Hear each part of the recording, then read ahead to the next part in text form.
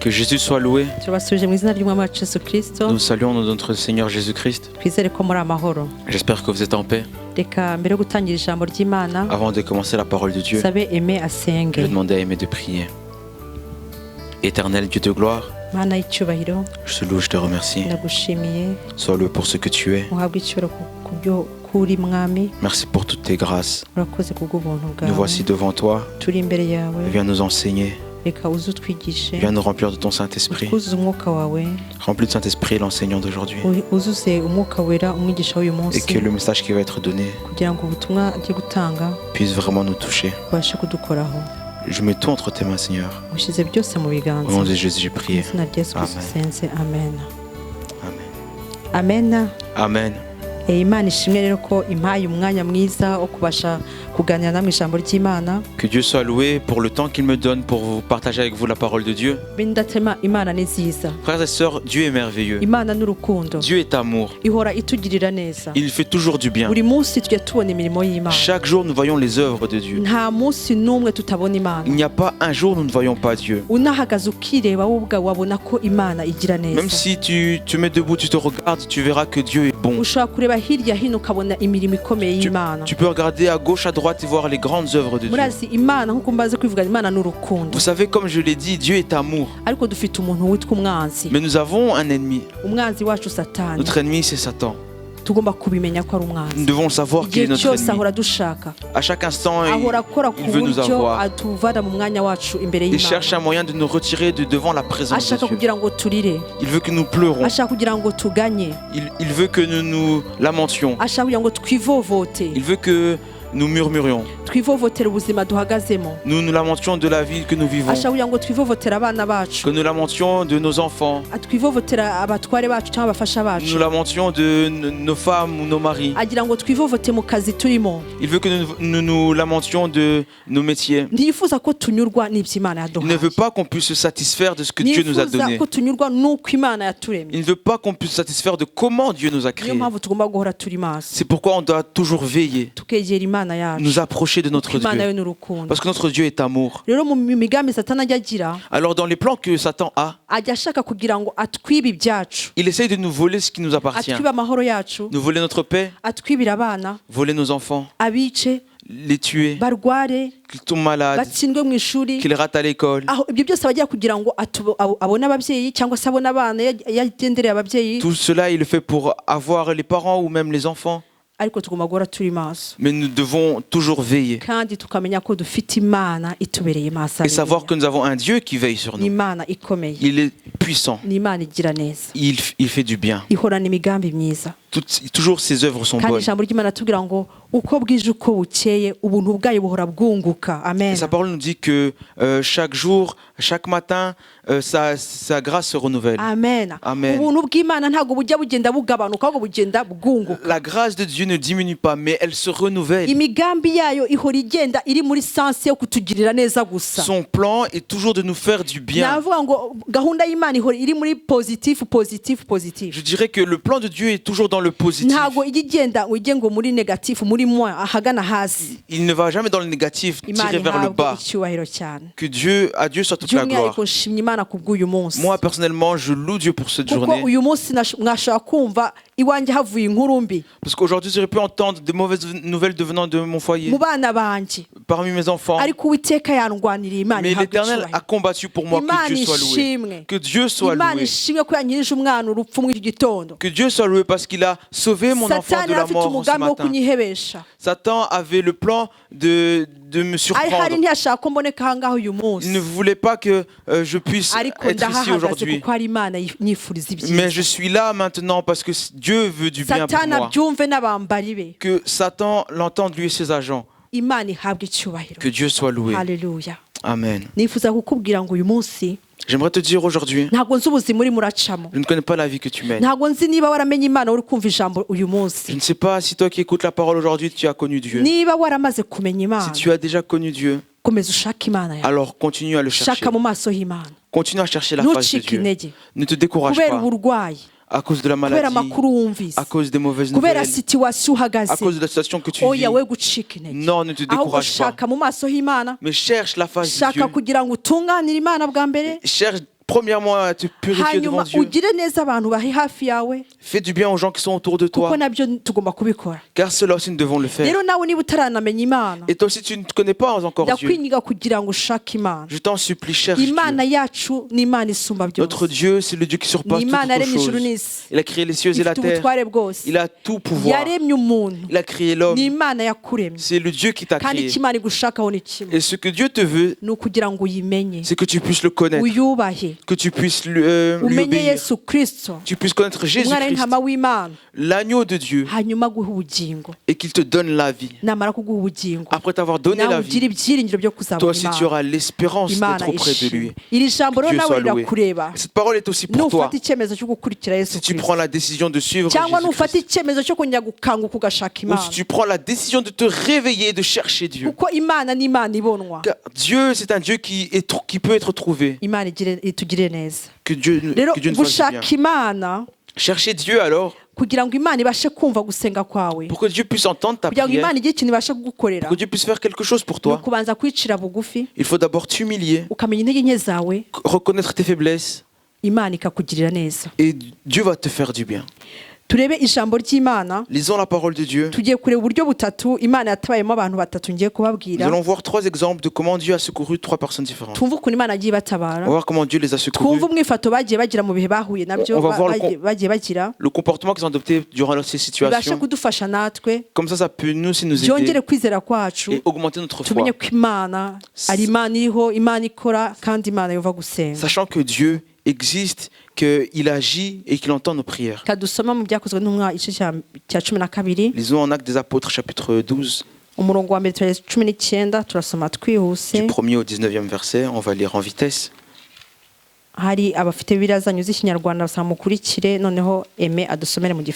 Ceux qui ont leur Bible en Kinyarwanda, suivez, et Aimé va lire pour nous en français. Actes chapitre 12 verset 1 à 19. Vers le même temps, le roi Hérode se mit à maltraiter quelques membres de l'Église, et il fit mourir par l'épée Jacques, frère de Jean. Voyant que cela était agréable aux Juifs, il fit encore arrêter Pierre. C'était pendant les jours des pains sans levain. Après l'avoir saisi et jeté en prison, il le mit sous la garde de 4 escouades de 4 soldats chacune, avec l'intention de le faire comparaître devant le peuple après la Pâque. Pierre donc était gardé dans la prison, et l'Église ne cessait d'adresser pour lui des prières à Dieu. La nuit qui précéda le jour où Hérode allait le faire comparaître, Pierre, lié de 2 chaînes, dormait entre 2 soldats, et des sentinelles devant la porte gardaient la prison. Et voici un ange du Seigneur survint, et une lumière brilla dans la prison. L'ange réveilla Pierre en le frappant au côté en disant « Lève-toi promptement !» Les chaînes tombèrent de ses mains. Et l'ange lui dit « Mets ta ceinture et tes sandales. » Et il fit ainsi. L'ange lui dit encore « Enveloppe-toi de ton manteau et suis-moi. » Pierre sortit et le suivit, ne sachant pas que ce qui se faisait par l'ange était réel. Il s'imaginait avoir une vision. Lorsqu'ils eurent passé la première garde, puis la seconde, ils arrivèrent à la porte de fer qui mène à la ville, et qui s'ouvrit d'elle-même devant eux. Ils sortirent et s'avancèrent dans une rue. Aussitôt, l'ange quitta Pierre. Revenu à lui-même, Pierre dit « Je vois maintenant d'une manière certaine que le Seigneur a envoyé son ange et qu'il m'a délivré de la main d'Hérode et de tout ce que le peuple juif attendait. » Après avoir réfléchi, il se dirigea vers la maison de Marie, mère de Jean, surnommée Marc, où beaucoup de personnes étaient réunies et priaient. Il frappa à la porte du vestibule et une servante nommée Rhode s'approcha pour écouter. Elle reconnut la voix de Pierre et dans sa joie, au lieu d'ouvrir, elle courut annoncer que Pierre était devant la porte. Ils lui dirent « Tu es folle !» Mais elle affirma que la chose était ainsi. Et ils dirent « C'est son ange !» Cependant, Pierre continuait à frapper. Ils ouvrirent et furent étonnés de le voir. Pierre, leur ayant de la main fait signe de se taire, leur raconta comment le Seigneur l'avait tiré de la prison. Et il dit « Annoncez-le à Jacques et aux frères. » Puis il sortit et s'en alla dans un autre lieu. Quand il fit jour, les soldats furent dans une grande agitation pour savoir ce que Pierre était devenu. Hérode s'étant mis à sa recherche et ne l'ayant pas trouvé, interrogea les gardes et donna l'ordre de les mener au supplice. Ensuite, il descendit de la Judée à Césarée pour y séjourner. Amen. Amen. La parole nous a dit, pendant la période des apôtres, le roi Hérode, il s'est levé contre l'église de Dieu. Et il a pris l'apôtre Jacques, Il l'a fait tuer. Elle a vu que c'était agréable au peuple juif.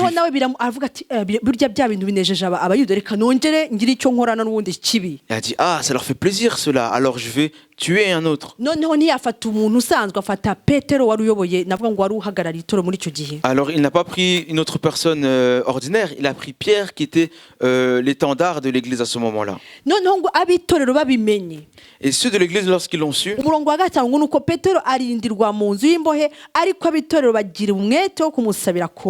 c'est au verset 5, Pierre donc était gardé dans la prison et l'église ne cessait d'adresser pour lui des prières à Dieu. Que Dieu soit loué. L'église ne cessait d'adresser pour lui des prières à Dieu. C'est-à-dire qu'il y avait eu un problème. L'église était dans la paix. Dans le calme. Ils étaient dans le calme, tout allait bien. Hérode ne les courait pas après. Et ils ont vu Jacques a été pris. Et il a été fait tuer. Et ils ont vu, ils ont pris Pierre. Je dirais qu'instantanément ils se sont réveillés et dit, oh, les choses sont différentes. Ils ont dit, non, on a pris Pierre, ils ont pris des moments pour prier. Et ils ont prié sans cesse. Il priait qui? Il priait pour qui? Il priait pour Pierre. C'est-à-dire qu'il y a moyen de chercher Dieu, mais en même temps en aidant les autres.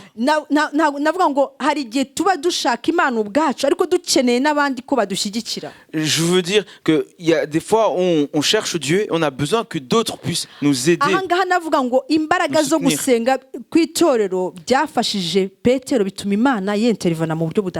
Je dirais que les prières, la puissance qui a été relâchée par la prière du peuple a aidé Pierre. Donc les prières de l'église sont nécessaires. J'ai besoin de tes prières, tu as besoin de mes prières. Et plus nous prions pour les autres, c'est comme ça que nous nous épanouissons spirituellement. Moi, j'ai fait cette expérience. Lorsque je prie pour moi-même, Dieu me fait du bien, c'est vrai.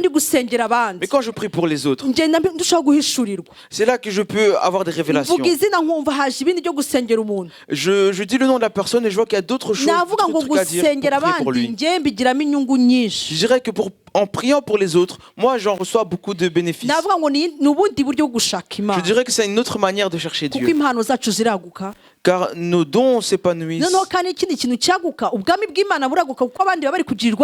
Et également le royaume de Dieu s'épanouit, s'élargit parce que les autres reçoivent un bien. Amen. Amen.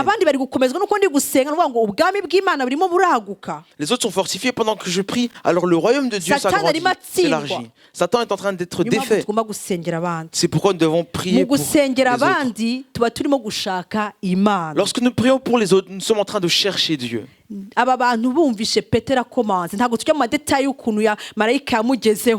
Nous n'allons pas entrer dans les détails comment l'ange est apparu à Pierre. Mais ce que nous savons, c'est que la prière a poussé l'ange de Dieu à descendre. Et lorsque Dieu a fait son miracle et que Pierre a frappé à la porte,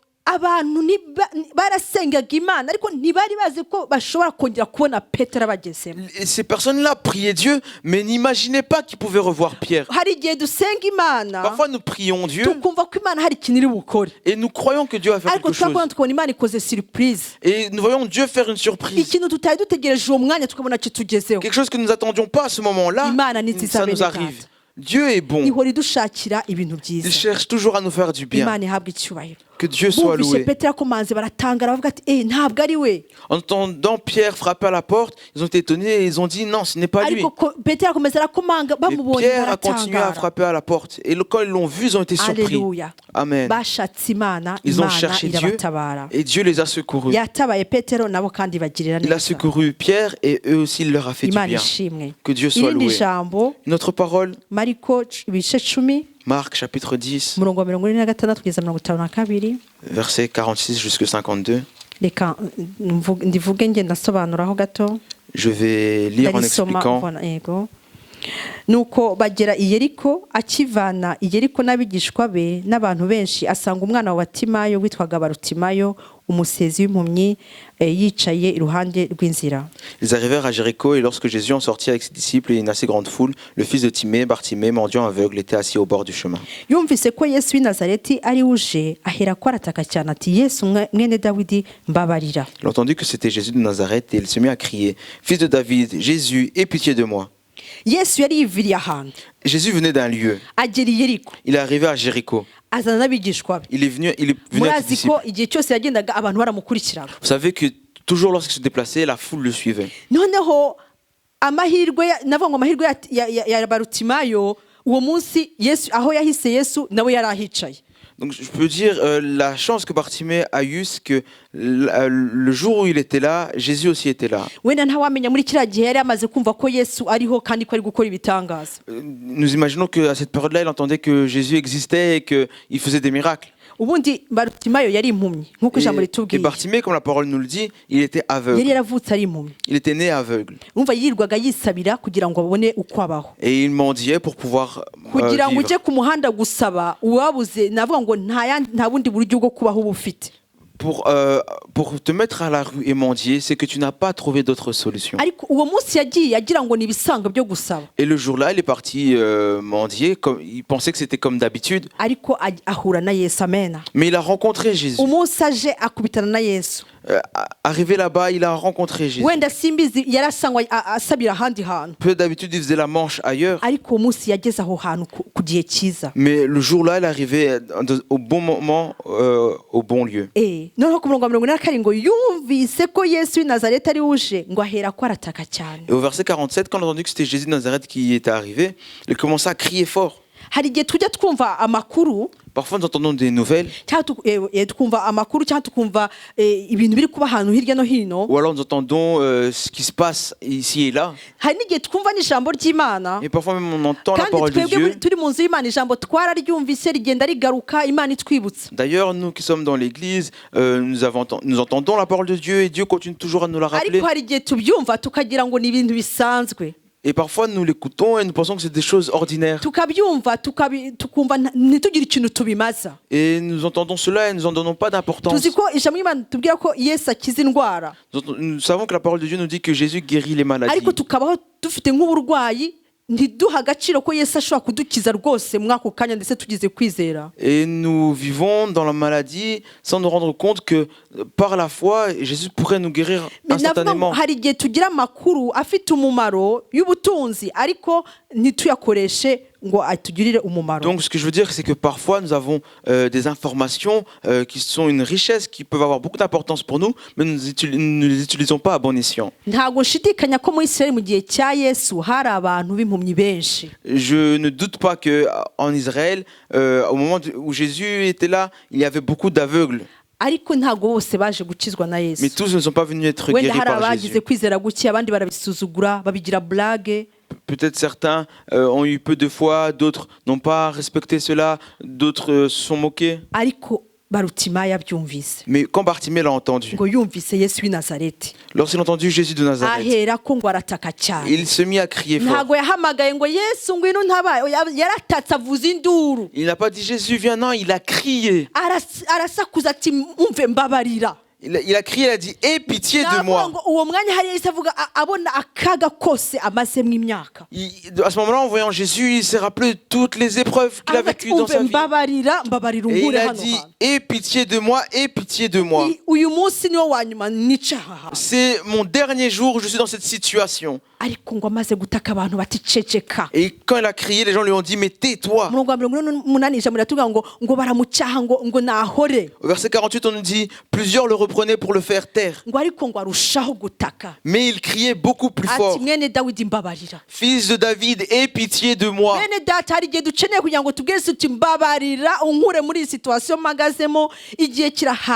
Frères et sœurs, il est nécessaire parfois de dire à Jésus secours-moi le moment que j'ai passé passer dans cette épreuve, c'est assez.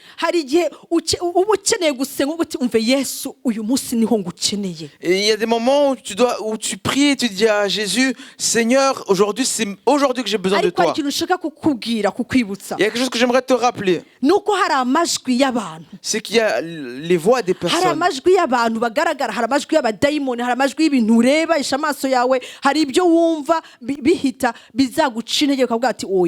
La voix des personnes physiques, la voix des démons, des situations qui te font croire que ça ne va pas aller. Mais crie encore. Élève ta voix encore. Va là où les gens ne t'entendent pas. Là, c'était sur la route, Bartimée n'avait pas d'autre choix.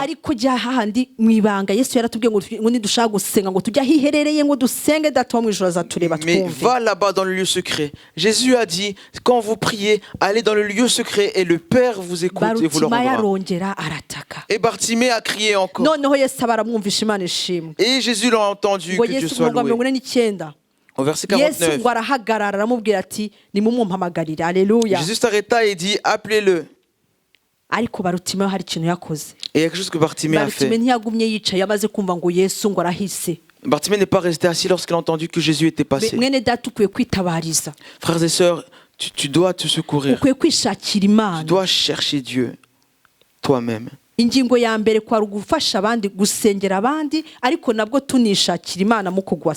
première partie, c'était prier pour les autres et en priant pour les autres, chercher Dieu pour soi-même. Et maintenant, c'est prier, crier à Dieu toi-même. Pour que Dieu puisse te secourir, te faire du bien. Alors ils ont appelé l'aveugle Bartimée.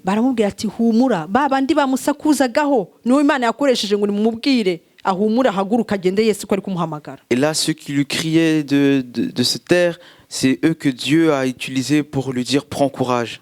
Que Dieu soit loué. Et Jésus l'a guéri.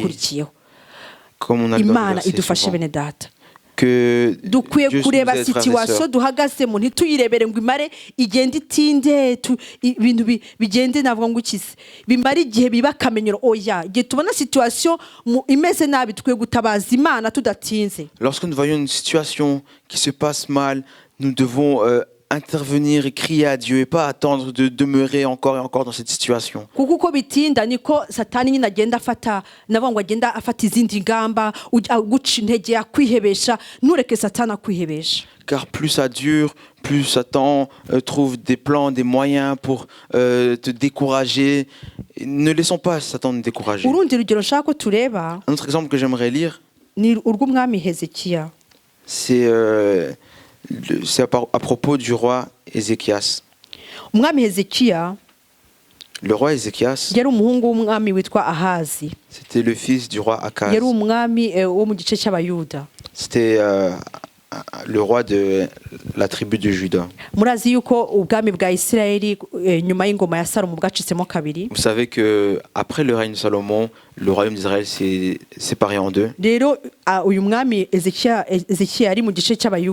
Et le roi Ézéchias était le roi de la tribu de Juda.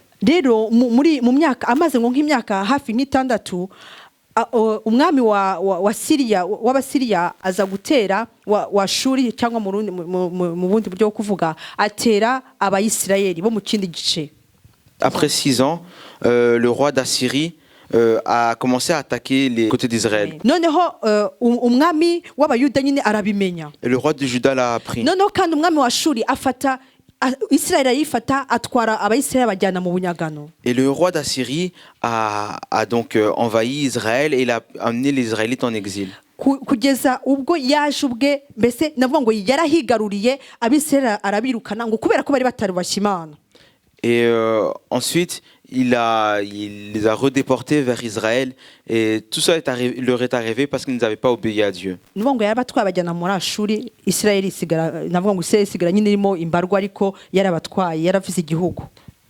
ce que je veux dire c'est qu'il les a pris d'Israël, les a déportés et il restait plus voilà. Donc et le roi de Juda l'a appris. Vous comprenez, c'est deux royaumes frontaliers. C'est comme on prend ton frère, on lui fait du mal. Donc toi aussi tu es dans la détresse. Après plusieurs années, le roi Ézéchias aussi a été attaqué. Il a été attaqué par ceux qui avaient attaqué Israël.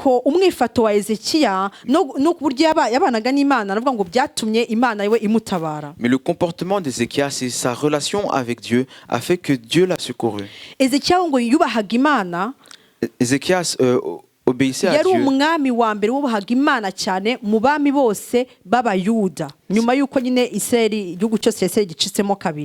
C'était le premier roi, ou celui qui obéissait le plus Dieu parmi tous les rois depuis que le royaume a été divisé. Il aimait beaucoup Dieu.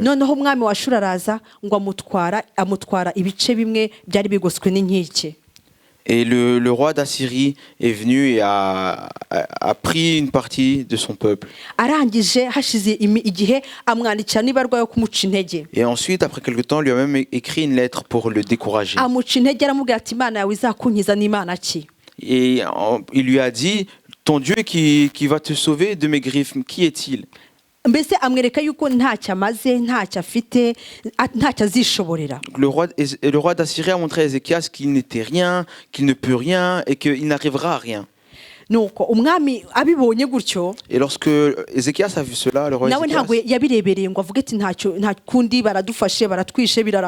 ne s'est pas dit, oh, ils nous ont pris, c'est fini pour nous. Non, il est parti appeler le prophète Ésaïe. Il lui a dit, prions. Appelons Dieu pour qu'il fasse quelque chose.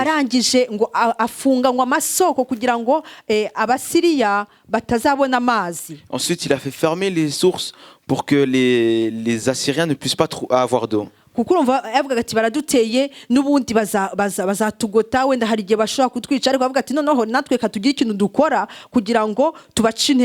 Alors il s'est dit, ils nous assiègent, ils vont bientôt nous attaquer, nous aussi il faut qu'on trouve un moyen pour leur faire du mal.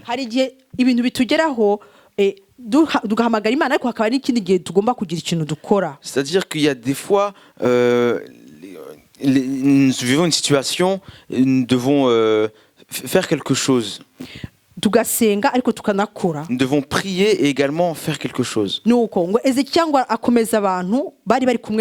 Alors Ézéchias a fortifié les gens qui étaient auprès de lui. Il leur dit, soyez forts, Dieu est avec nous, il ne va rien nous arriver. Il leur a rappelé la puissance de Dieu.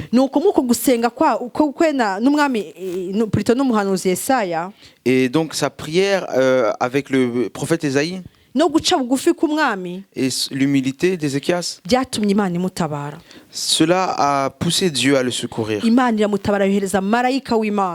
Et Dieu l'a secouru, il a envoyé l'ange de l'Éternel. Un seul ange, un seul ange est venu et a tué les Assyriens. Et c'est comme ça que le roi Ézéchias a été secouru. Dans la Bible, vous trouvez plusieurs exemples de secours de Dieu, comment les gens ont été secourus par Dieu. Mais s'il y a quelque chose sur laquelle j'aimerais m'attarder, Ézéchias a vu qu'il était attaqué.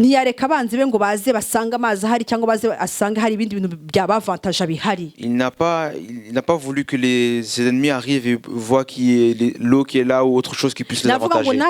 Nous aussi, alors, si l'ennemi nous attaque, Satan, qu'il ne puisse pas trouver des choses qui vont l'avantager. Qu'il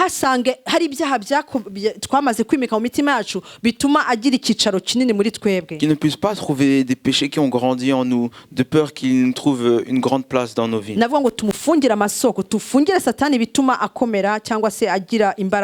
Je peux dire, fermons les sources, empêchons Satan d'avoir des moyens de nous toucher beaucoup plus fort.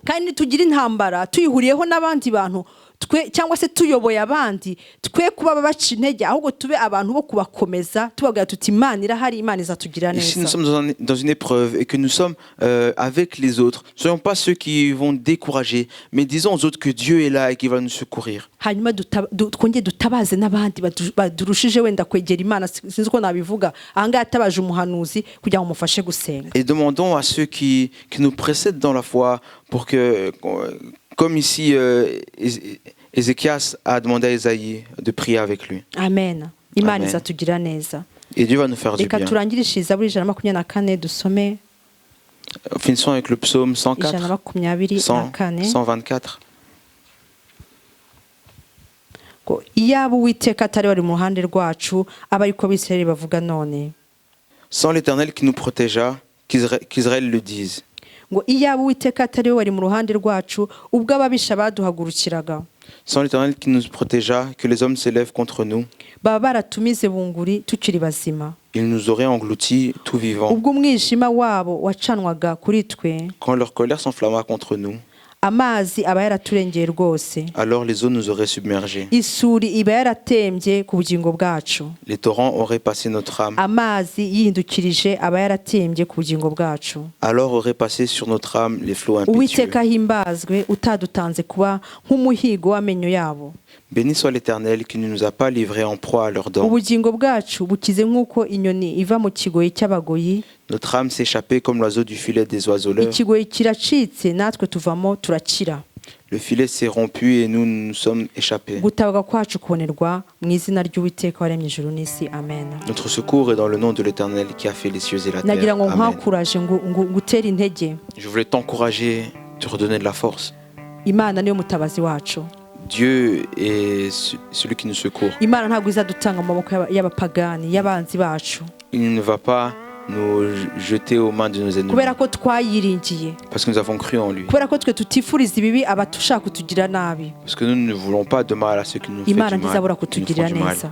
Alors Dieu aussi nous fera du Imitego bien. umwanzi yagutega yose. Les pièges que l'ennemi peut te faire. Wowe ufite umwami Imana uzagutabara. Toi tu as le Seigneur Dieu qui va te secourir. Kuko umwami Imana azantabara ngo niyo mpamvu ndatinya mu maso yanjye ngo hagakomera hakaba nk'urutare. Parce que l'Éternel Dieu me secourt, je n'ai pas peur et mon front devient dur. Amen. Amen. Uwiteka azagutabara azakugira neza. Dieu te fera du bien. Wowe shaka mu maso y'Imana. Toi qui cherches sa face. Amen. Amen. Kadusenge. Prions. Mana tugushimiye ijambo ryawe. Seigneur, nous te remercions pour ta parole. Tugushimiye kugira neza. Nous te remercions parce que tu fais du bien. Data reka utwigisha kugushaka. Seigneur, apprends-nous à te chercher. Kandi mwami utwiyereke. Et montre-toi umucyo wawe utuzeho mwami. Que ta lumière nous éclaire. Udusobanurire ibyo dasobanukiwe. Que tu puisses nous expliquer ce que nous n'avons pas compris. Et donne-nous la force. Ndasabye kugira ngo umuntu wumvire ijambo. Je prie pour que chaque personne qui écoute cet enseignement. Wirukane ibintu byose bimurwanya mu buryo bw'umwuka. Tu puisses chasser toutes les choses qui la combattent spirituellement. Donne-lui la paix. Que celui qui est malade, tu puisses le guérir. Celui qui est dans la détresse, tu puisses le fortifier. Au nom de Jésus-Christ, j'ai prié. Amen.